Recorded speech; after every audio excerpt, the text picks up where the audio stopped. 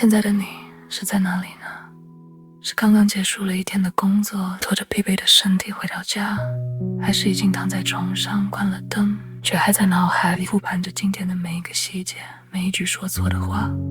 去，听我说，这一整天你都做得很好，你是个情绪稳定的成年人，你是个靠谱的伙伴。那个叫成熟的盔甲，你穿了一整天，勒得有点疼吧？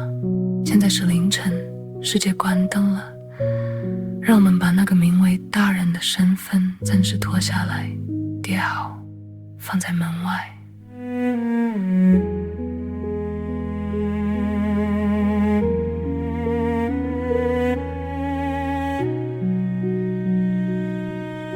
闭上眼睛，深呼吸，想象一下时间开始倒流。如果你愿意，我们可以变回那个只有窗沿高的小朋友。你还记得那个味道吗？那是夏天的凉席，混合着花露水的味道，或者是刚刚晒过太阳的枕头，那种暖烘烘的香气。耳边是老式的风扇不知疲倦的旋转声。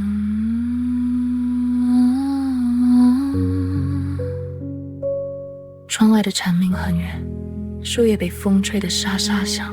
在这里，没有 KPI， 没有房租，没有复杂的社交信号。你不用担心明天早上几点起，因为明天是周末，也没有人催你快点长大。做7分钟的小孩好吗？躲进只有糖果的剩下，眼泪并不是羞耻的伤疤，委屈了就哭吧，没关系啊。在这个梦境里，你可以不讲道理。如果你觉得委屈，你可以哭，不用像白天那样躲进厕所还要捂着嘴巴，不敢发出声音。在这里，摔到了会痛，得不到糖果会难过，这都是天经地义的事情，并没有人规定你必须永远坚强，必须永远知道答案。那个受了伤的小朋友，其实一直坐在你心里的角落，对吗？去抱抱他，告诉他没关系的，不需要那么懂事，也可以被爱。